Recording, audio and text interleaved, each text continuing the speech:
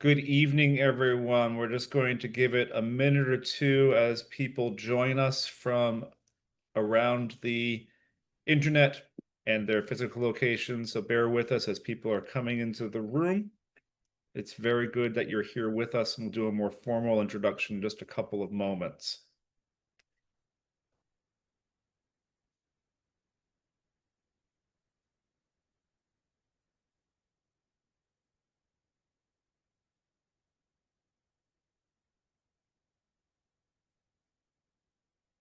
Good evening, everyone. We'll be starting in just a couple of moments. We're just going to give everyone a chance to sign in and to get comfortable. This is a great time to get a glass of water or something stronger.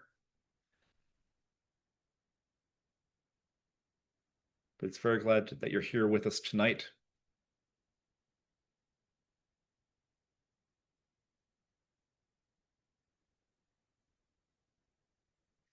And you'll notice that right at the bottom of your screen, there is a Q&A function. So we'll be repeating this a few times, but as questions occur to you, if you have questions for our guest and author tonight, Chris White, if you've read the book already, if you haven't, we'll be definitely sharing links to show you where you can purchase it at a bookseller of your choice.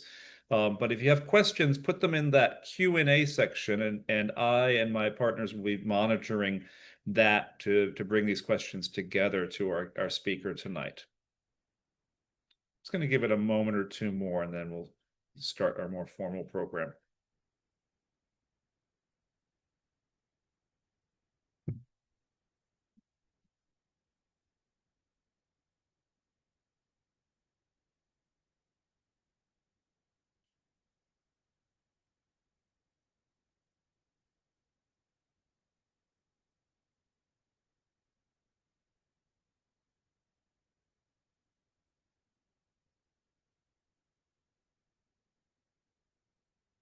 Good evening, everyone.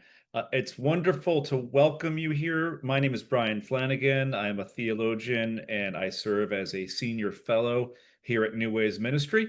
We're very excited for the conversation we're going to have this evening with Chris White about his new book about Pope Leo XIV.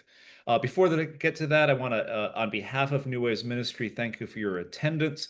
We're here in the capable hands of Jeremiah Taylor, who is our digital media specialist who's running a lot of the things behind the scenes. Our executive director, Frank DiBernardo, was to have been with us tonight and was to have been doing all these introductions things and then introducing me. But he is still stuck on a jury panel. They are not letting them leave yet in order to try to get it done tonight. So keep him in your prayers for a swift and just outcome to exactly whatever it is that he's dealing with this evening.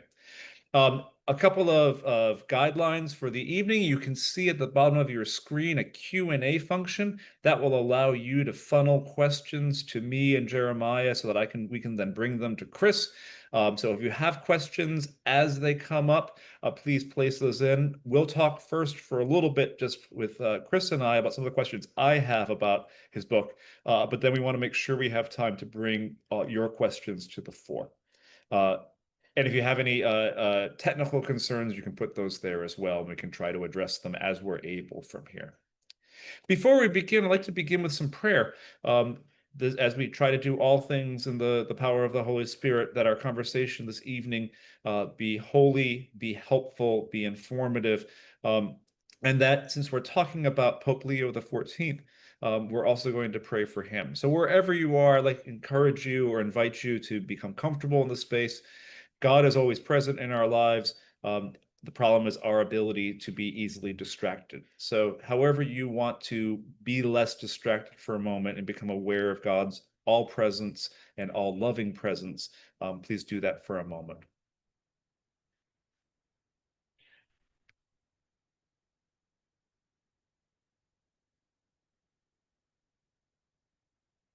And I'm going to invite us to pray in the words of a prayer for Pope Leo XIV from CAFOD, from the bishops of the United Kingdom and Wales, the English Catholic bishops' charitable arm.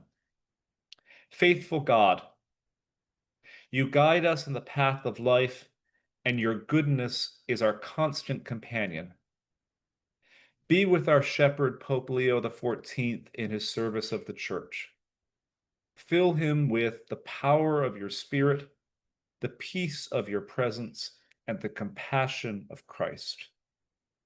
May he walk with you in wisdom and humility and lead us, together with all God's people, to embody your love for the world. Amen.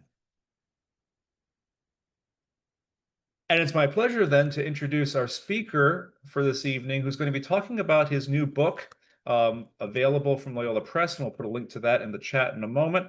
Christopher White, many of you have known for some time now for his award-winning coverage of the Vatican at the National Catholic Reporter, where he traveled to more than 24 countries with Pope Francis. He's also been a Vatican analyst for NBC and MSNBC, or now MS Now, perhaps. So you might have seen him doing Vatican commentary during the conclave itself. And currently, he is Associate Director and Senior Fellow at Georgetown University's Initiative on Catholic Social Thought and Public Life. So from one senior fellow to another, the senioring continues. But it's very good to have you with us here tonight, Chris. I want to start with just a little bit of, this is a really important book, but it's also a really quickly published book. You might be the first one out the gate. And so I wanted to ask a little bit at first of, okay, tell me a little bit about how that happened, because there's a process here where you started it off quickly and suddenly we already have a book about Pope Leo XIV. So tell us a little bit about that. Sure. Well, thank you, Brian. It's great to be with you and all my friends at New Ways. It's just a real pleasure to have this invitation to talk about the book. It's a book that I think many people are kind of scratching their heads. Like you said, a book already out on Pope Leo. He hasn't done anything yet.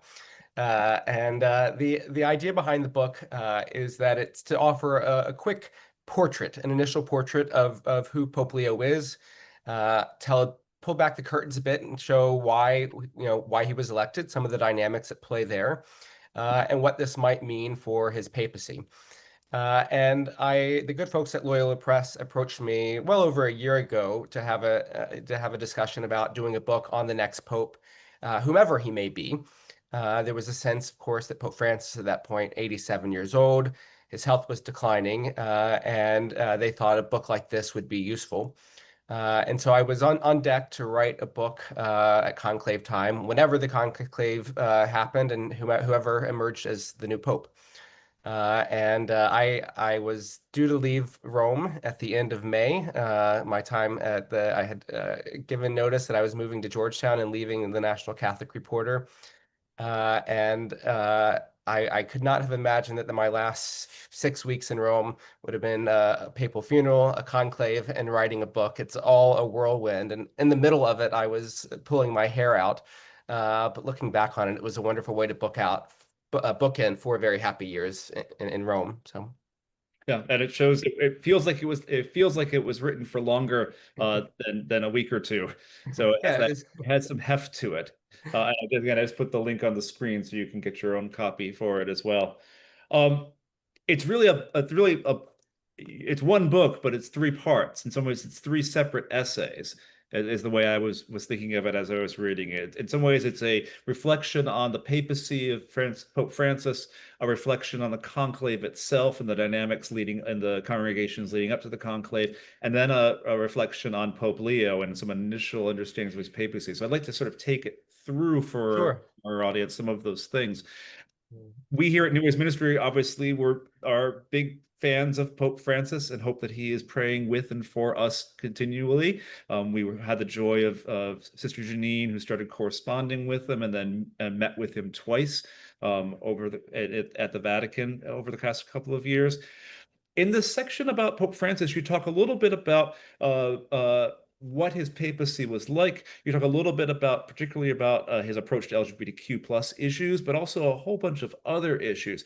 Can you tell us a little bit? You were reporting on him for 10 years, 12 years of his Well, papacy? I covered much of the Francis papacy. I was at Crux, the Catholic news site, before joining National Catholic Reporter. So I feel like in many respects I had a front row seat to most of the Francis papacy and was in Rome for the final 4 years of the papacy. Yeah. Yeah. And one of the things I like about the part about Pope Francis is that you go through some of the big ticket things, some of his work on climate change, some of his work on reforming the church through synodality. Um, what I want to ask is, you've got a little bit more distance from the book now. You've also Mhm. got a little more distance from your reporting on Pope Francis now.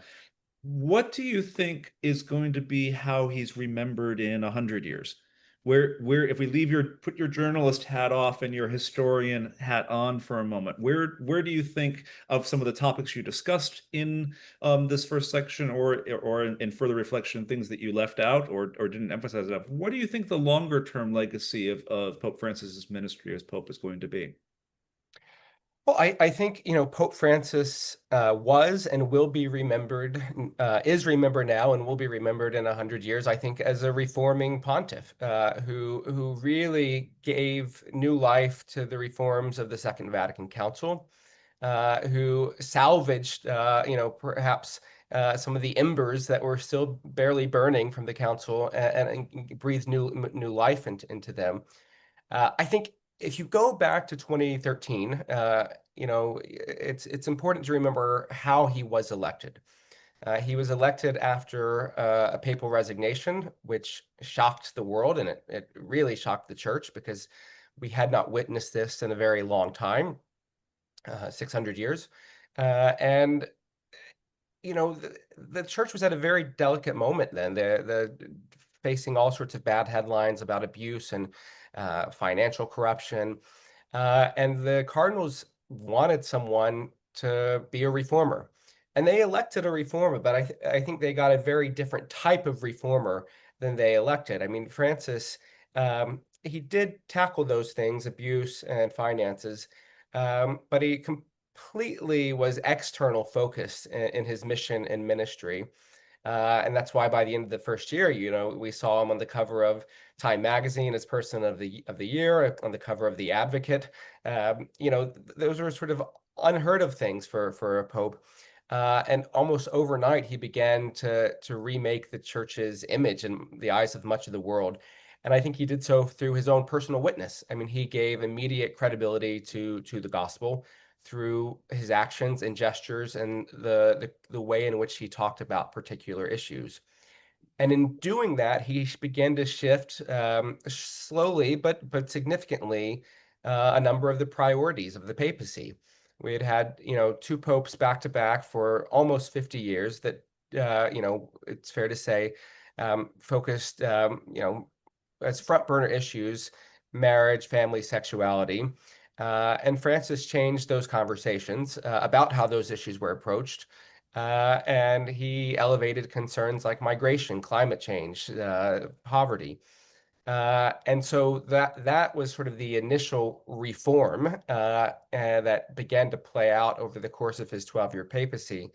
And I think it was given sort of systematized through the synodal process, which Francis had multiple synods, but I'd say in 2021 when he launched the synod on synodality, this sort of great invitation to the entire church and entire world to have a say, to have a voice in the future, and to consider how the church's structures might be remade. That was his legacy making project. Um, I think in the same way that we're still receiving and implementing the council, that will be in motion 100 years from now as well. But Francis will be remembered as the Pope who set all of this into motion. Yeah. And arguably, in some ways, the Synod on Synodality's final document is still about the reception and implementation of the Second Of Vatican course, Council. And of now course. we're finally doing a little bit more, or what some of the council attendees and fathers first hoped. Yeah, One thing about Pope Francis's papacy is that we know from the experience of many LGBTQ plus Catholics is a deep and changed sense of tone, a deep yeah, and changed sense of welcome, a deep and changed sort of experience of a pope who said todos, todos, todos, everybody, everybody, everybody, and yet also sometimes, especially a sense of not frustration but impatience, perhaps even a holy impatience of he's welcoming us, but the language of the catechism still talks about same-sex desires as intrinsically disordered. He's welcoming us, but he's still sometimes using a crude Italian term here and there in his conversations. So how do you make sense of that tension? Was this about Pope Francis's personal theology and how far it could go? Was this about balancing the needs of the global church? Where do you see that place of his teaching on, especially on LGBTQ plus issues? I think it was all of that. I think I recall when Cardinal McElroy, now the Archbishop of Washington, D.C., at the time when he was made a cardinal, he was the bishop out in San Diego. And he was asked by us journalists, why do you think Pope Francis made you a cardinal, and what do you think his legacy will be? And this was back in, several years ago, and he said it will be sort of the way in which he reinvigorated pastoral theology. Mm, And I don't think Francis had a great end goal in mind when it came to a number of issues, including LGBTQ issues. I think though those of us um, who were were forced to, in a sense, cover it or make sense of it on a personal level, were unclear of where he was going. And so it was sometimes a hard story to actually tell because he walked a bit of a tightrope.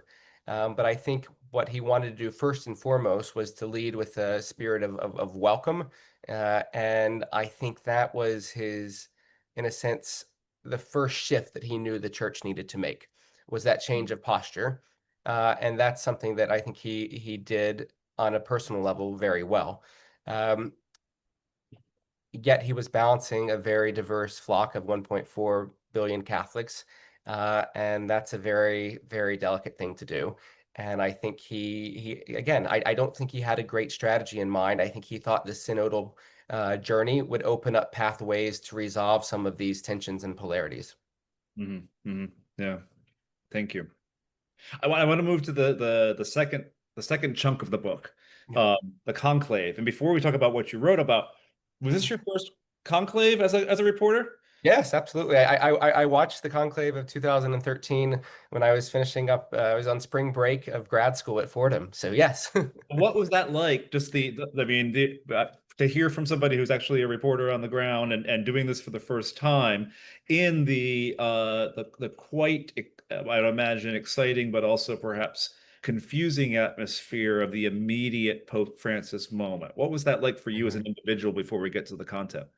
I think all of us Catholics, non-Catholics alike, had in a sense lived through the conclave through the recent film that had come out. It was top of mind for so many people that people seemed invested in it. But those of us who, had covered the Vatican day in and day out, we always, one of the things that I often thought about was like what a conclave would be like. It was a favorite, dinner table conversation when we'd go out as reporters, just gaming out who's up, who's down, Mhm. hearing stories about past conclaves.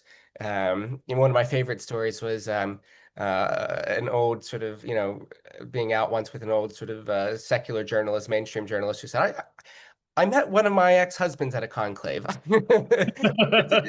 It's sort of like a circus. Everyone comes to town. It's pure chaos. Yeah.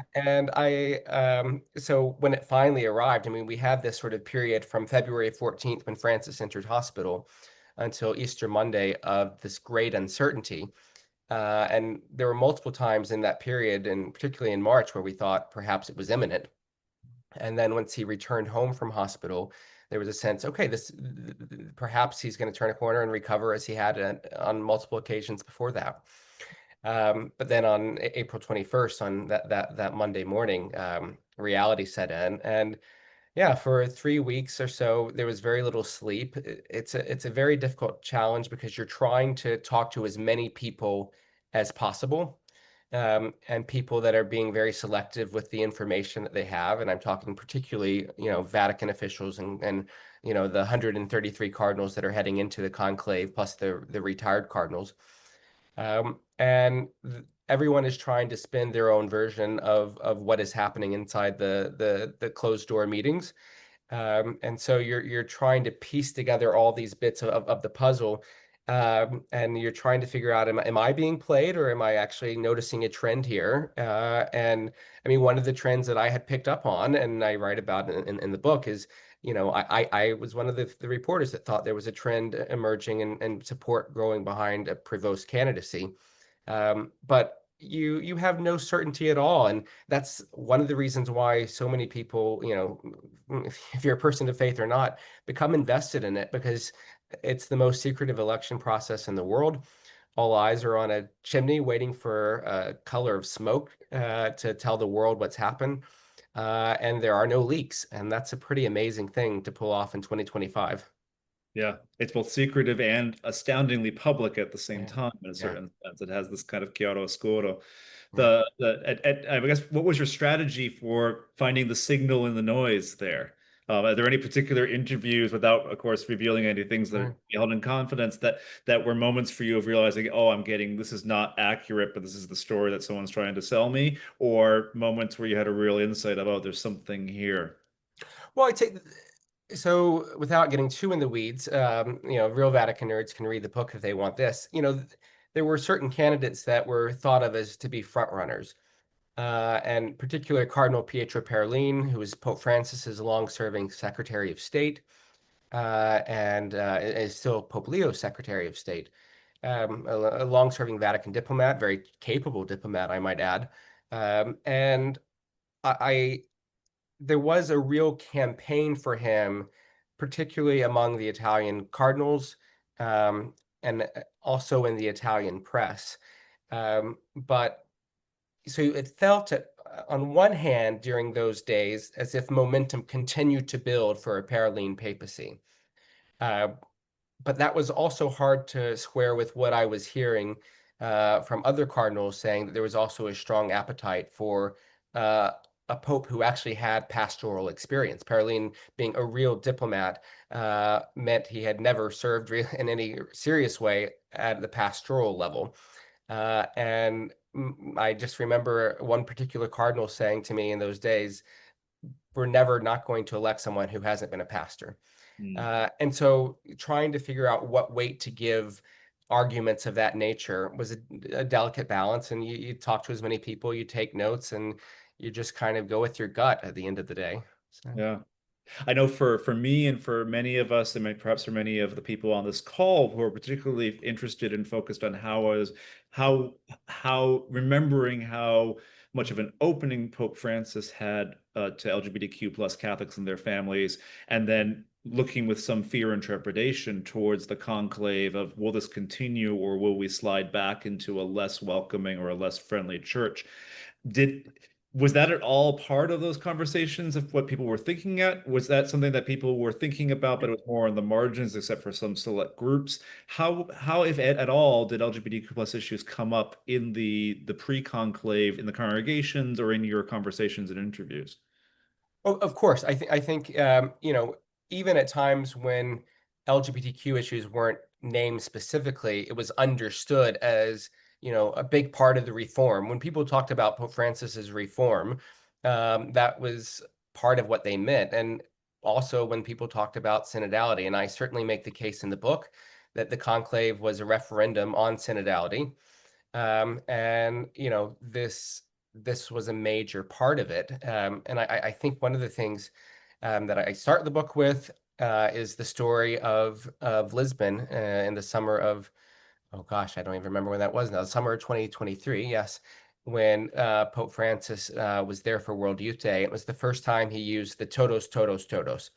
And todos, todos, todos became sort of the catch-all phrase for synodality.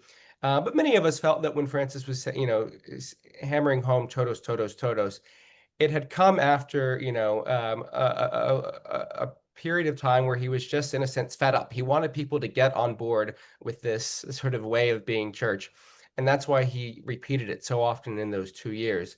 Mm. And so the weeks leading up to the conclave and the general congregations, those were that was largely present in the room in the general congregations, the secretive meetings the cardinals have. And of course, there was backlash to it, and that backlash was specifically over the issue of fiducia supplicans regarding gay blessings. And that, of course, was specifically discussed in the rooms, and it was raised. I think it's fair to say it was raised more by retired cardinals and some cardinals from the developing world and Eastern Europe as well. But I think it's also was clear that that was a minority position. Yeah, and you can tell that from your reporting and that of other Vaticanisti. You could tell the in the speeches leading up to the conclave, the number of cardinals making strong statements against some of the aspects of Pope Francis' papacy. Often you could tell by their ages they would not be heading into the conclave itself. That Exactly. And the retired cardinals are the ones who are freer to speak.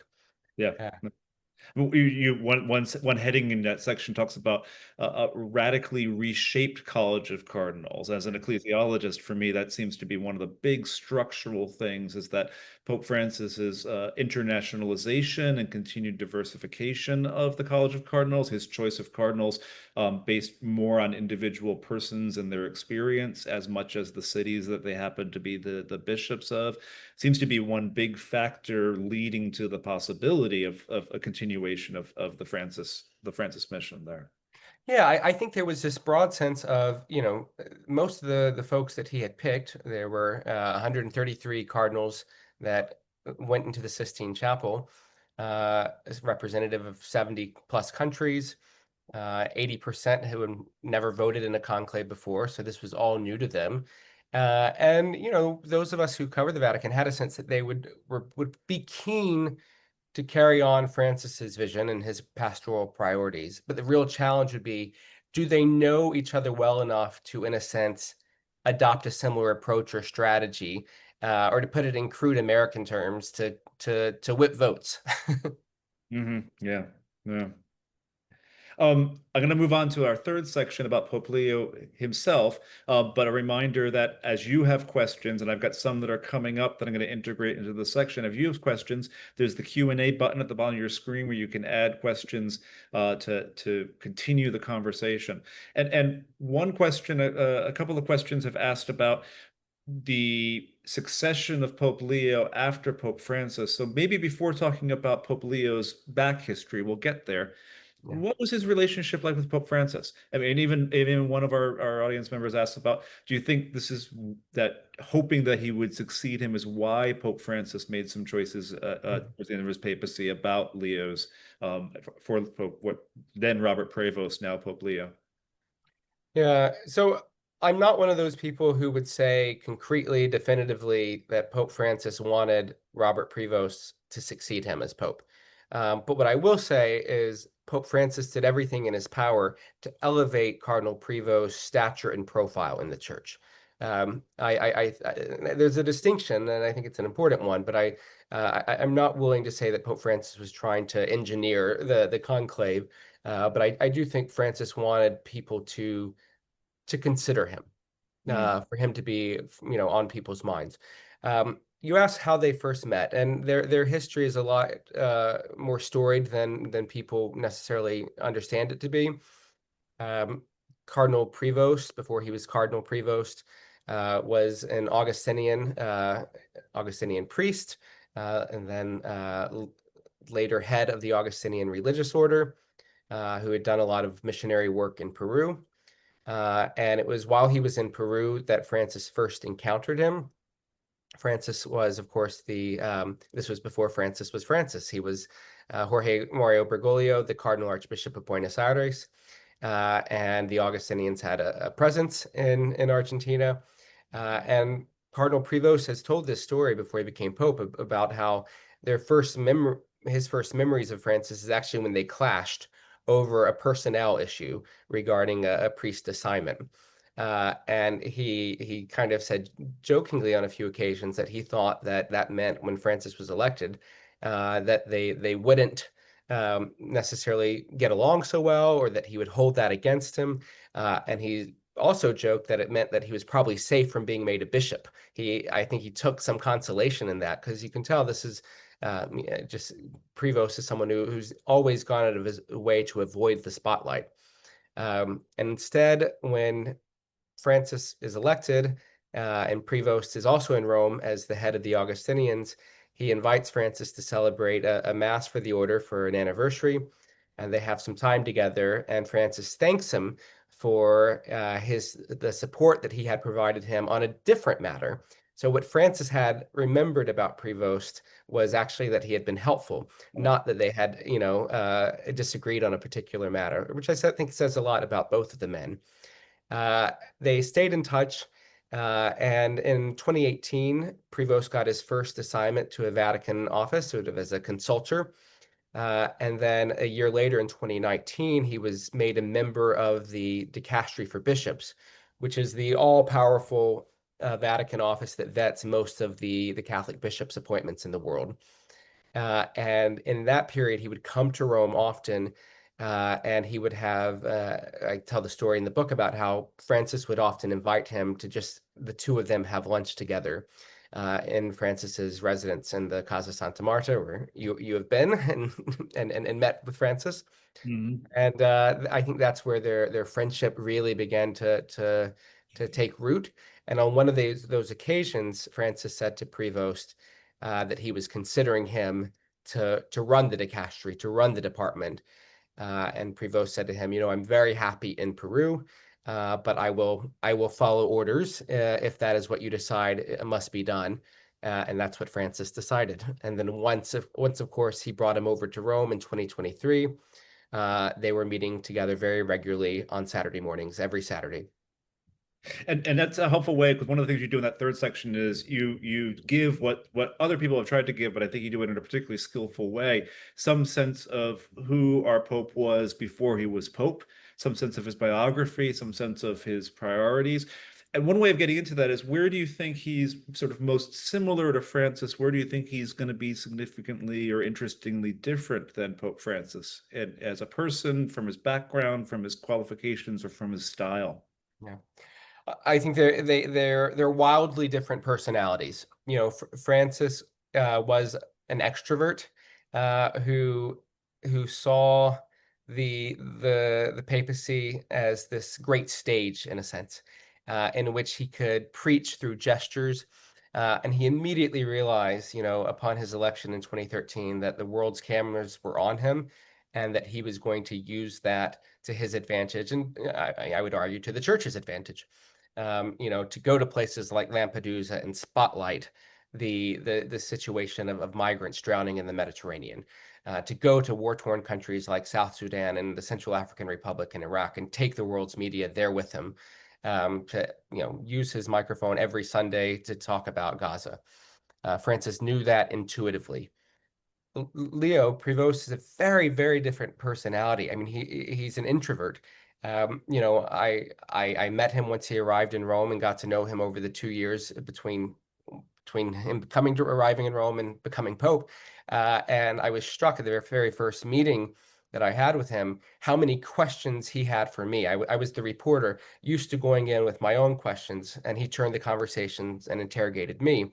He had not lived most of his life his adult life in the United States, and I was a reporter that had covered the United States, and he had specific questions for me.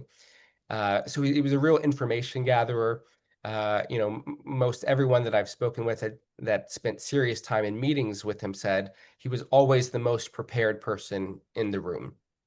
And I think he's a real man of government, a real man of discipline. Francis is spontaneous. Spontaneous. He is unscripted. He was unscripted, and it's what made him such a fascinating figure to cover. Leo is, at least so far, is a very scripted person. He's cautious. I think you've got two very different personalities, but I think they're anchored in the same pastoral priorities. Leo has said that he became a pastor through working with the poor in Peru. And I think it shifted his sort of understanding of the world, his understanding of the church, and what it meant to sort of stand in solidarity with the people of God. And so I think that's where they're most similar and cut from the same cloth. And I think their pastoral priorities, I think, are almost identical. We will see some differences in areas of emphasis, but I do think they are pretty similar in that regard. I think the cardinals elected Cardinal Prevost and now Pope Leo because they wanted someone who could take what Francis had started and institutionalize it for a global, diverse, complicated church. And they knew it was going to take someone of real high caliber management skills to do that. Yeah, yeah. And you describe that first meeting. You begin your conversation about Pope Leo himself, describing that first meeting before he was Pope, with some hilarious asides about the Vatican's interior decorating. That are quite good. But I want to go back to the use the word talking about as cautious, and I want to raise a question that has come in from our audience that I think gets at that. Do you think those who knew Pope Leo as a bishop and cardinal factored in this more cautious style of papal expression as an important criterion in terms of the kind of Holy Father they're looking for this time around? Yeah. I think it's fair to say that. I think it's a wise way to frame it. There's the saying in Italian that, a fat pope is followed by a skinny pope. And that's meant to speak not, about body types, but about, temperaments and Mm, style. And I think there was this sense that if synodality was going to work and take root, you needed someone who could think on a global level and to do so with the mind of a manager and to figure out how to bring people on board. Francis initiated those conversations, but I think there was this widely shared concern that it had to take root within the structures of the church. One of the things I talk about at great length in the book is, Francis believed deeply in synodality, but the papacy itself was not very synodal under Francis. You have offices of the Vatican, these almost 20 Vatican departments that do not speak to one another at all. And no institution that claims to be synodal can operate like that. And I think that's why you've seen Leo just in his first early months, where he's been quite measured and hasn't taken any major decisions. He's got the Curia talking to one another, and that I mm. think is a tremendous first step in that regard. Yeah, and you have a quotation from the theologian and synodal delegate Anna Rowlands. If Francis wanted a more synodal church, I suspect Leo XIV wants a more synodal papacy. But there are ways in which Pope Francis um, established or reestablished or renewed a drive towards synodality, but did it in a very Jesuit way in some sense. Of Yeah, a and I think, Leo brings with him, Francis obviously is shaped by, Ignatian spirituality and, Jesuit governance. Leo brings the Augustinian governance model with him, which I think is quite synodal. And so I think that's kind of baked into who he is. Yeah. Talk a little bit about the surprise of Pope Leo. One of the things you talk about is the conversation with Bishop Barron on the rooftop next to as the conclave is happening. But then a really striking moment for me that made me stop and put the book down was you said that at one function at the North American College during the conclave, you or maybe before the conclave, it fell to me to introduce him to a fellow American bishop. Talk about his Americanness. I think this might be before the conclave, but talk about his relationship to the Church in the United States, and especially his relationship to some of the polarizations and divisions within the Church in the United States that are going to be part of what he'll be dealing with in relationship to this portion of the people of God. Sure. So I think, you know, Robert Prevost is Chicago born. You can't deny his Americanism. So, the fact that he, follows the White Sox, he went back for the World Series, keeps in touch with, his brothers. All of his reference points, or many of his reference points, are our reference points. They are American reference points. But he spent a third of his life in Latin America and a third of his life in Europe. And so his adult life has been predominantly outside of the United States. And I think that was in a sense critical of understanding why he was elected. As the Italian papers described him, he was the least American of the Americans. Most people would have written off the idea of an American being elected Pope, including Bishop Robert Barron, who I tell the story in the book about us both being on set with NBC and the moments between white smoke where we knew we had a pope, but before he walked into the balcony, and so we didn't know who it was. And he says to me, what are your final guesses? Who's your final guess? Or I asked that to him, and he says, well, it's such a short conclave. It's clearly Cardinal Parolin. And he said, what about you? And I said, no, I think it's Cardinal Prevost. And he laughed at me and just missed the idea of the possibility of an American Pope. Because he said it was something that Vatican journalists just simply kind of fuel talk of because it sells newspapers. But I think he was on to something. He wasn't alone in that thinking. The idea of an American Pope has been dismissed by many people for many years. Just the thought of concentrating that much power in one country, someone from one country, particularly in a global church, to put an American Pope was a bridge too far for many people.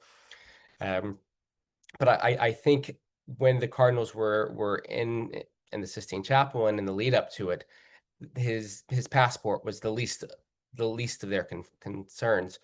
Uh, he didn't have the baggage, in a sense, of having been a bishop that served in the U.S. He hadn't been torn apart by the culture wars in the same way. Our issues that we face here were not his issues. He was never a member of the U.S. Conference of Catholic Bishops. Right. um, these were all things that were foreign to him. And I remember, and I tell the story in the book of our first meeting, talking about the resistance to Pope Francis in the U.S. And for him, he thought most of the resistance to Francis was not along, theological lines, but political and economic lines, and those that were challenged by what Francis had to say, particularly his criticisms of the market economy. And so, he had not been a part of an American church that had been co-opted by special interest groups, and I think that was particularly foreign to him. And so many of his brother bishops in the U.S. Were those that he did not know on a personal level. Cardinal Dolan has said that the first time he really had a conversation with him was the morning before he was elected pope. So that goes to show you just what an unknown figure he was to many Americans. And that's why on one occasion, yes, I had to point out and introduce him to an American bishop. Yeah, yeah. I want to start thinking also, and you do some of this book of thinking forwards about what happens in this papacy. And of course, one of the big questions will be what happens in terms of fiducia supplicans, what happens in relationship to LGBTQ plus people and their families in the church. You have a quotation here. When I asked one cardinal about this after the conclave, he said Pope Francis wasn't in favor of gay marriage, and neither is Pope Leo. But if you are gay and married, they both believe you should still feel welcome in the church. So, what do you see happening in the short term and in the long term of Pope Leo's papacy with regard to LGBTQ plus Catholics?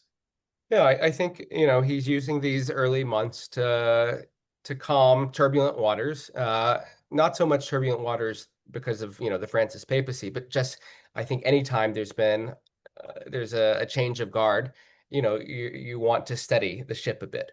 And so I think he's meeting with many, many people. I look at his schedule every day, and it's staggering how many people he's talking with. And I think he's holding his cards close to his chest. But I think the biggest indication that we have to go on, particularly where he stands on LGBTQ issues, is not so much anything he's said or done in the past, but what he's done already as Pope.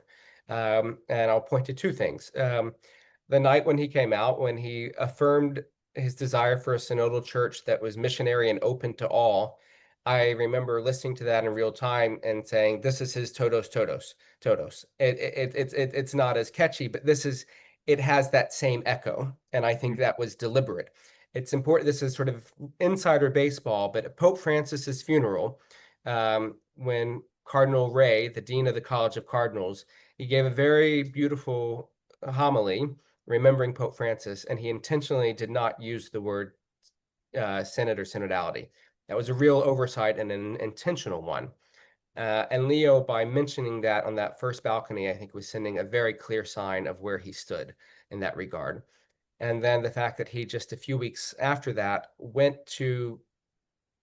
didn't just meet with the members of the Vatican Synod office and Synod team. He went from the Vatican to meet with them at the office, and he stayed multiple hours where all of the plans for the Synod were being discussed, including these sort of study groups that are addressing many of the hot button issues, including, pastoral ministries to LGBTQ people. And he met with them and he basically gave them his blessing and said, full steam ahead.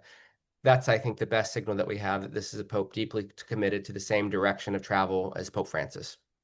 Do you see him moving any further than Pope Francis? Do you see him further liberalizing same-gender blessings? Do you see him changing the catechism? All these. I, Do you see him having any differences with Pope Francis when it comes to the experience of transgender Catholics and people? I have to think that, well, on I want to just remind people of what Cardinal Fernandez, who's the head of the Vatican's doctrinal office, is that when he said that, fiducia is not going anywhere. So he would, Vatican officials for the most part are quite cautious. And he would not have said that had he not received such a guarantee from the Pope himself. I think Hmm. that's an important thing to know. That's just how these things work. Um, I think the low-hanging fruit at this point is the catechism.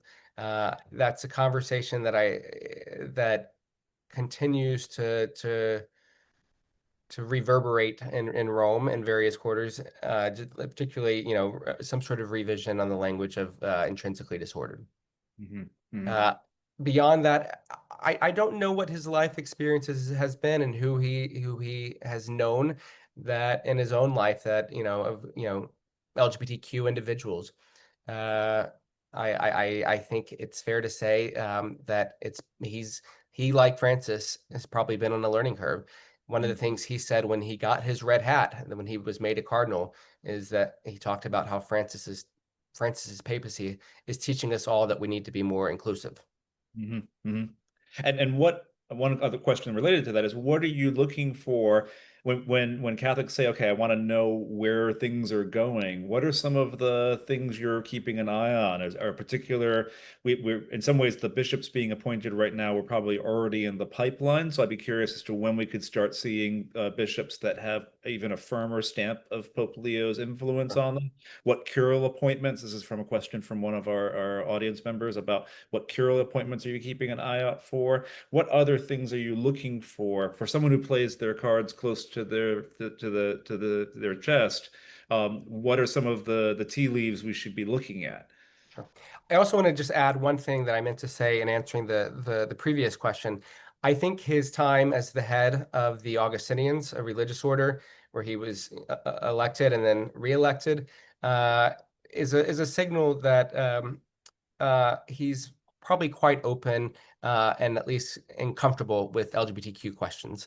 Mm. I think any head of a religious order is forced to confront these questions in a way that perhaps others can avoid. In terms Or of, at least the B and the G part of that, not necessarily lesbian or well, yes, I exactly, think yes, his experience as an Augustinian is primarily a male community. Yeah. exactly, yes, a fair qualifier.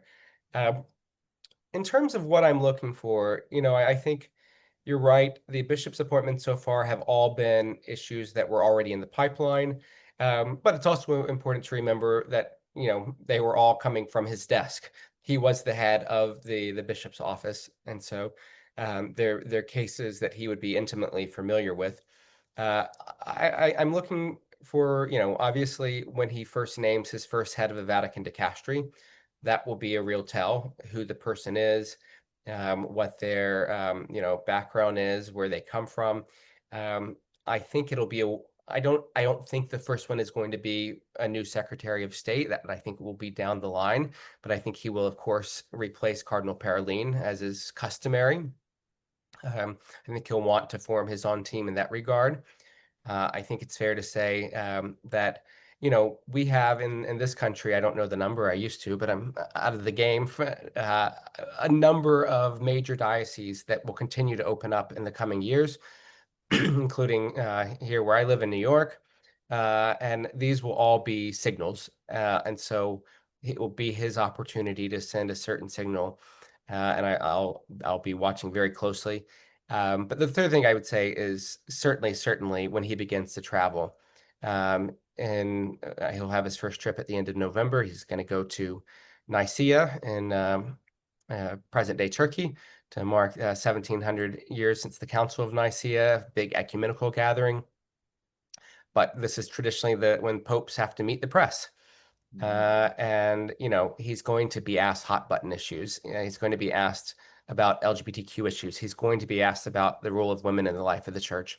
And we'll see what he has to say and how he approaches it. That will be among the first tells. And we'll see if he meets with any, notable people. But I think, for now, the appointments and interviews are the major things to look out for. No, no. We're going to be running out of time in just a few minutes, but I have a couple of other questions that have come in and that I've been wondering about, going back to you as the author of this book. So it's a Boring. very recent book, but is there anything you got wrong? Probably not. You shouldn't say that when you're trying to sell it. But is there anything that you would nuance more, add to, develop more that the subsequent months so far of a very young papacy have either reinforced a point that you made in the book or have raised questions about the way you expressed it when you first published this? Sure. So have I gotten things wrong? Absolutely. In particular, I've got a list of a few, dates and names that I've gotten wrong for the, the next printing of it that I want to have amended. Uh, and Don't worry, buy it now. It's still the amended version will come out later, but this you should still buy it yes. first. But I stand by the interpretation that I offer that one, this was a conclave that was a referendum on synodality and Pope Francis's push for a more synodal church, and that Leo was elected as someone who the cardinals believe could best continue the push for synodality, but in a way that brings people on board and perhaps preserves it and instrumentalizes it for the future. So I stand by that. What I would have liked to do, a book like this, full disclosure, I submitted the manuscript 10 days after he was elected on May 18th, after his installation mass. After he was installed, I went home and wrote the afterword.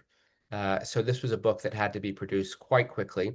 And so would I have liked to have spoken to more cardinals? Would I have liked to have spoken to more people who knew him?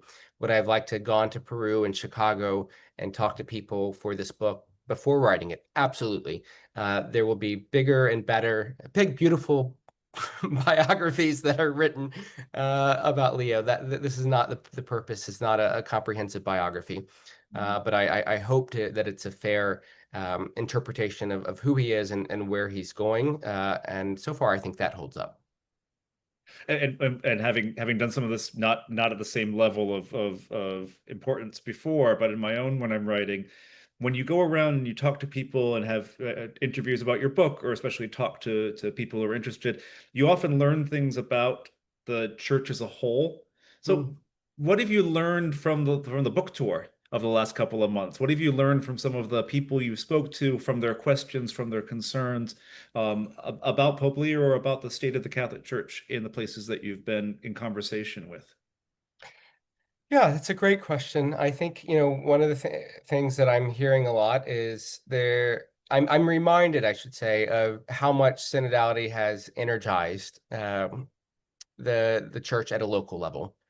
I covered the synod primarily from the Vatican, and the way it played out through Vatican meetings. But when you're doing a book tour, you're talking to people who participated at a parish level, and or were frustrated because in their particular diocese they weren't able to participate.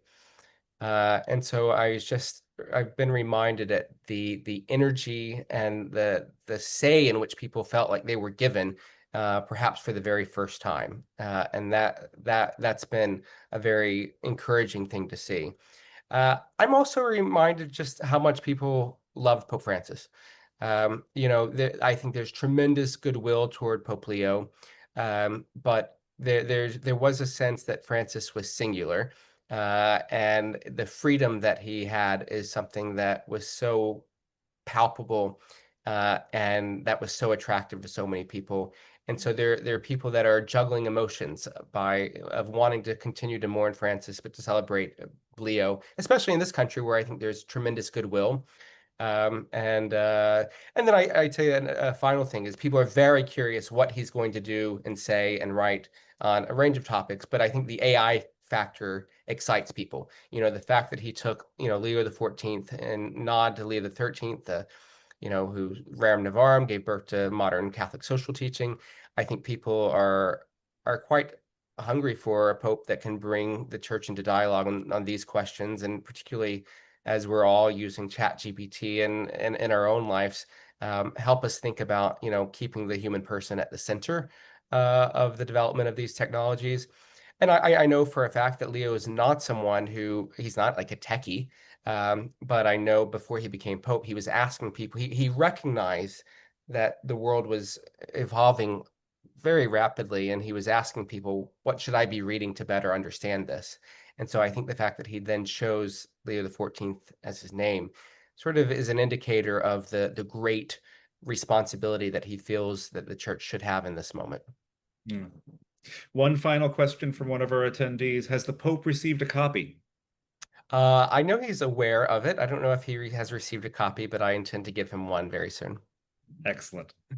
Thank you, Chris. I've got a couple of quick closing announcements. Hold on one second here. First, with deep gratitude to Chris for joining us tonight. There's again a link to the book information in the chat, so you can look at that as well. I've got a couple of quick New Ways ministry announcements, and then we're going to close with some prayer. One is a thank you to all of you for joining us tonight. It's your attendance and your continued presence more than anything else that allows us to keep doing the work at New Ways Ministry that Sister Janine Gramick and Father Bob Nugent started almost 50 years ago. So there's a big anniversary coming up in 2027. Much in addition to your attendance and your involvement, much of that is also due to your support. So I would invite you to remember, if you haven't done it in a while, if you're able to, times are tough and prices are going up, but if you're able to help us out in our ministry and with our work, we're always grateful for all of the ways that you can help us out in that sense.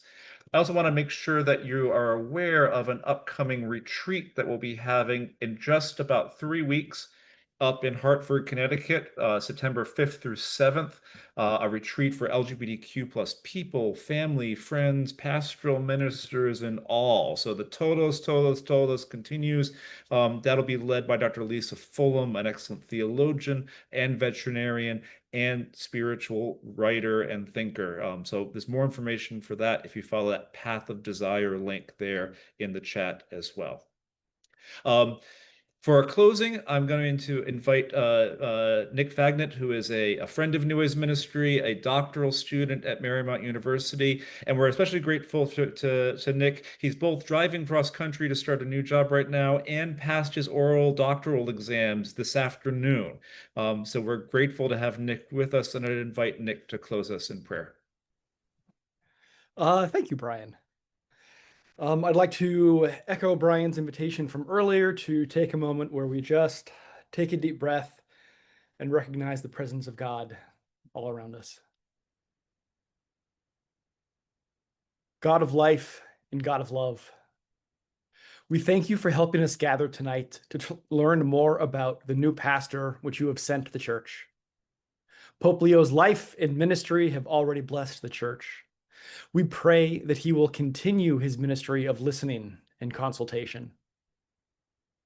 So many in our church and in our world need healing, and we pray that our new pope will be a conduit of healing for all who hurt, from victims of war and poverty, racism and sexism, homophobia and transphobia, political repression and inequality of any kind. We're grateful for all communicators who, like Chris White, inform us, challenge us, inspire us. Please keep our hearts and our minds open so that we can best discern where your voice is in these new messages. And we ask this through our Savior, Jesus Christ, who is our way, our truth, and our life. Amen.